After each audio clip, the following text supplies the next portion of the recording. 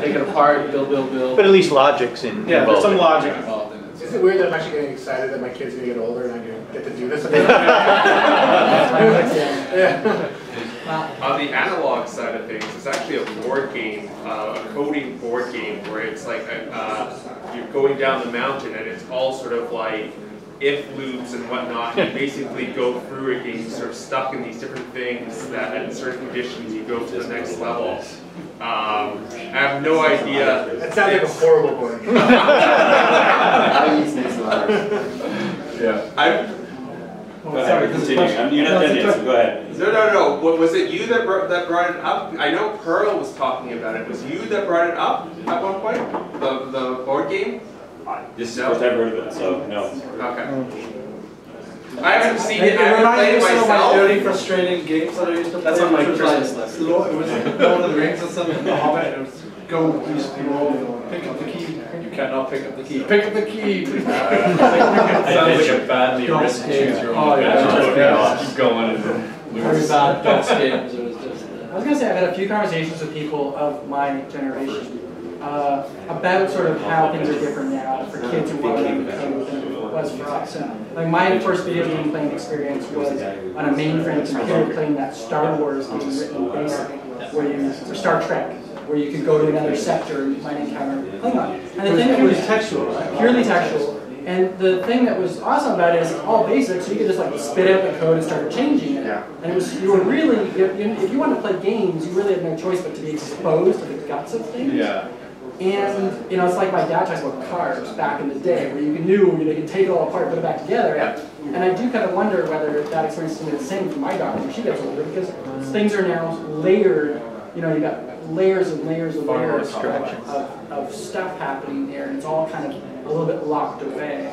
It's like Raspberry Pi or whatever. Yeah, that's. I guess in essence, some of the games that I've found are popular with this one are basically a lot of compiling, like build your own princess dress thing, or whatever she does, and you put your own face in the hole. So it's a lot of kind of just building components. Well, Minecraft's a great example. I have a nephew who's gotten totally into that. Now he's got his own server running, he's writing mods and stuff. And it's phenomenal. Like when you're motivated, it's amazing what like From a child educational standpoint, like technology, if it's what's called a clear box, then you get better engagement from what's considered like a black box, where it's all locked down and you don't really understand what's going on inside. So you'll see kids actually, like if you give them a black box sort of application, they'll play with it, poke at it, and then because they don't understand what's going on, they tend to drop it very quickly. If it's a clear box kind of concept where it's a little bit more open-ended, you can actually see how things are, information is progressing through it. But they feel like they played a role. Yeah, I'm going to hit back to some old games from back in 2003 or 4 when you built it. And it was like CBC, you can't remember the content, but you'd place your own characters in, you could scale them. And this was just because Flash allowed it to be, and you could scale and have speech bubbles, you could color things, and you felt as if you were making your own little scene, and then you'd have a playback. So it's that content. They were the first ones with content creation. good act on it. Radio 3 was you had a question, John? Yes. I have. Sorry. Like way back. But I'm not so older. relevant now, but it really plays back, and hopefully we can bring it back to that later. On this whole, I want to bring up, David Berman did a book in the early to mid 90s about design. It was called Do Good Design. It was about how design firms and design companies were doing things that morality reasons they probably didn't agree with, but they did because it was a paycheck. Right? I want to propose and ask, I guess, the same thing, and what your ideas are that we should move into a, and I love the cover, so Do Good Design, design was scratched out with Sharpie. That a new premise comes in for developers where it's do good code, right? With code being probably strike through for the code part of that. So to do good, as developers, it's our responsibility to make sure that when we're doing design work for these, especially for kid and learning tools, to make it so that they're impactful and that they have a meaning rather than just say, hey, I'm going to have this person repeat it 5 times because I want to put a $1.99 application in the App Store. But to actually make it an engaging tool and to say no to that client who wants to pay you to have that 99-cent app that you download that website. What are your thoughts on that?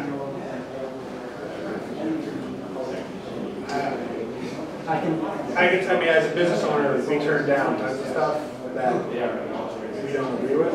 So I personally, if I didn't agree with what they were trying to do, I would say no. Yeah.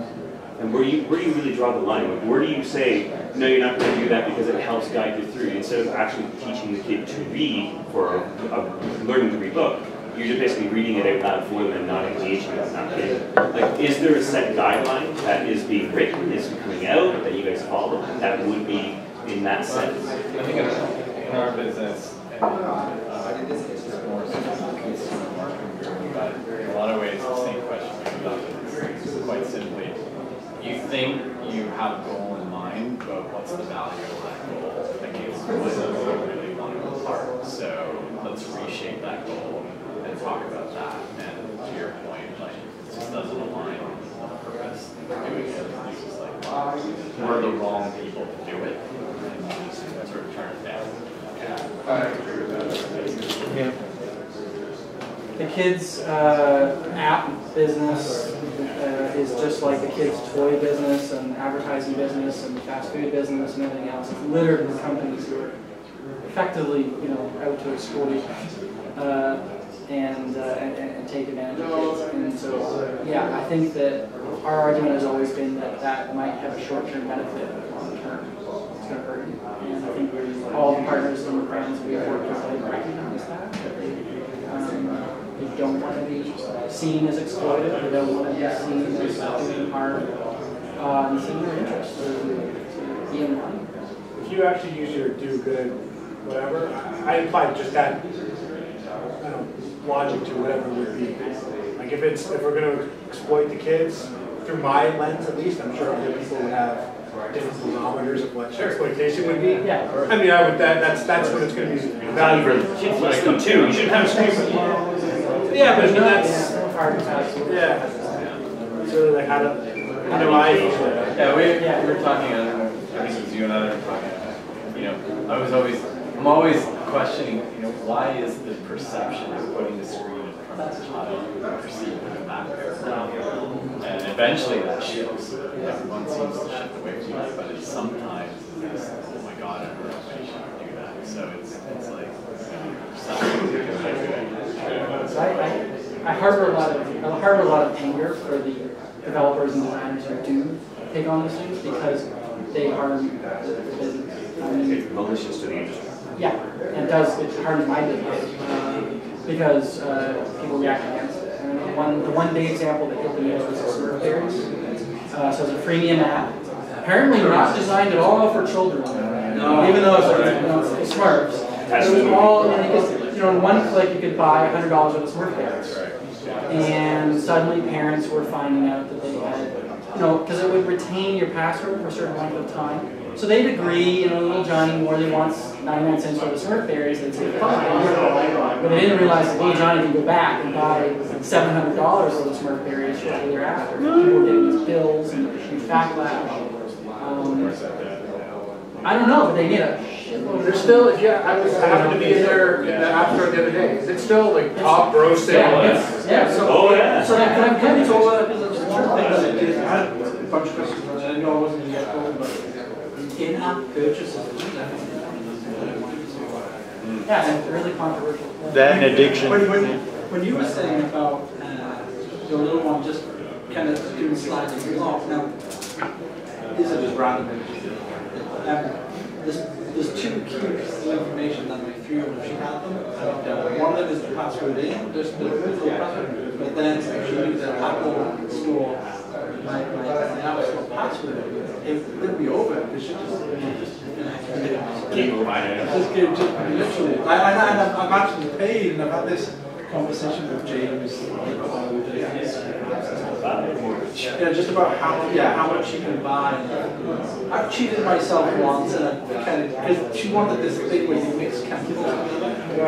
had that Totally. talking thing. And I just thought, I can't do this because daily it gives you 1 or 2. And it was like, okay, you can do 1 or 2 combinations of mixing chemicals and it grows up in its own space. And it's very 3D realistic. Very fun. Delete. I had deleted that. Yeah, but the incessant kind of, oh, what did I do again? What did I do again? I just thought, for $5, I'll just have to do this life. And after that, I thought, no, I've actually succumbed now to that exploitation of being out, which is complete, right? So, I've had these guidelines. The 9-year-old, she has to ask whether she can download something. So for the first week, I basically would monitor what's on her iPhone through her iPad through my store, so I could actually see what's being downloaded. And then once like a certain level of trust was established, then I said, okay, you have $2 a week. A month or whatever to spend. But for my son, who has no concept of like money, so it's like tap, downloading, I basically had to eliminate the password part of the There was a survey that I saw recently where they asked parents, like, basically, do you buy all the apps? Do you give your kids your password, but you have to approve all the purchases? Or do you give them the password and they do what they want? And I was shocked because it falls roughly a third. 2/3 of the parents were giving the kids their password, which I was like, I can't imagine that. What was this? It was a UK kids strategy design firm. It was UK kids and US kids. They've now reached the UK building 60% penetration. I would just give my kid his own account and put him on an allowance. That's the best. I figured about That makes follow what I sense do, too, so I don't because mind then trying you're to teaching them what the value requirements is. What's that? That's one of the nice things about iTunes. On the iTunes store, you can do an audit. Like you can literally say, I will set up an account to give you X amount of dollars per month. Yeah. You want to spend it all on those Smyk berries, go for it. Yeah. That's how you Yeah, wait. know. Green.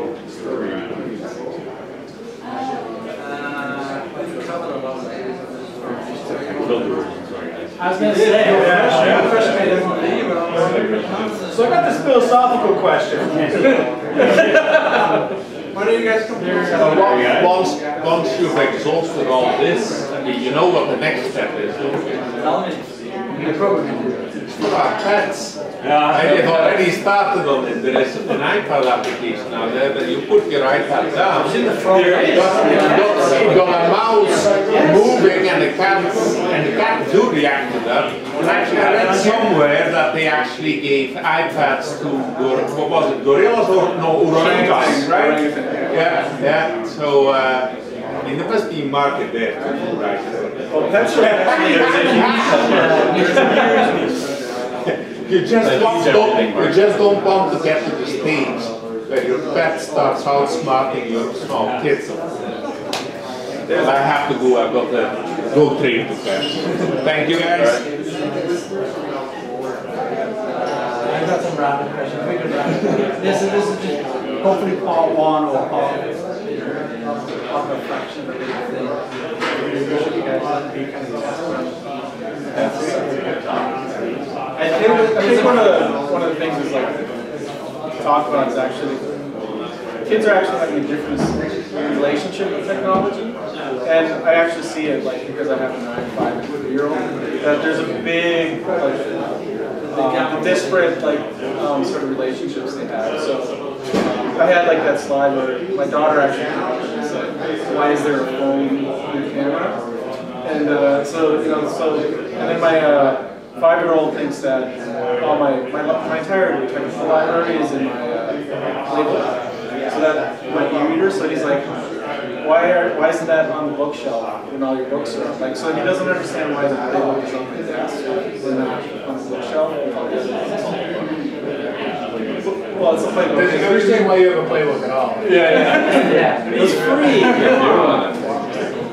But those are certain things that can happen. Kids, someone will they'll have these different associations.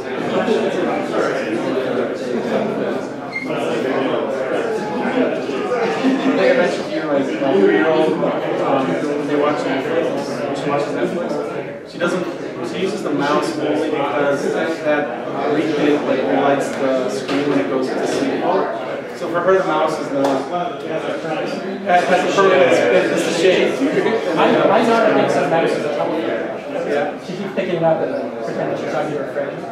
Well, my iPhone is not a telephone. It's for making calls.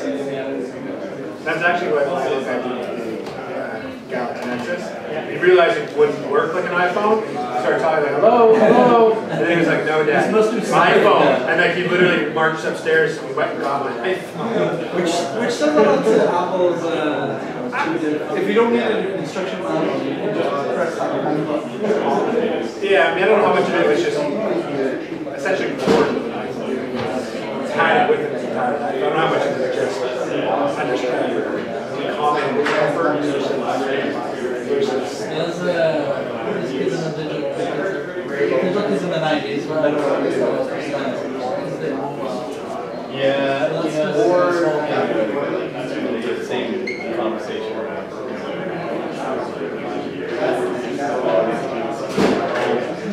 Digital is.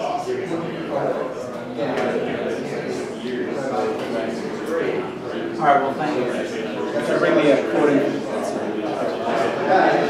pencil. No. Like the thinking Oh, the pencil that you would take? no. Like when the pencil was invented, scholars actually had this long debate whether it should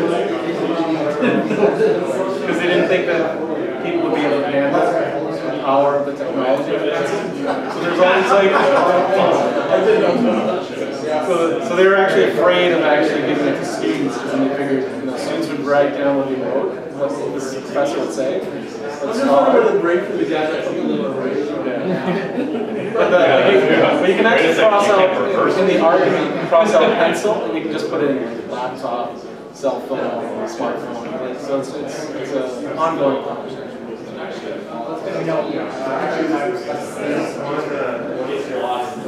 Yeah. That's an excellent one. Yeah. Cool. Excellent.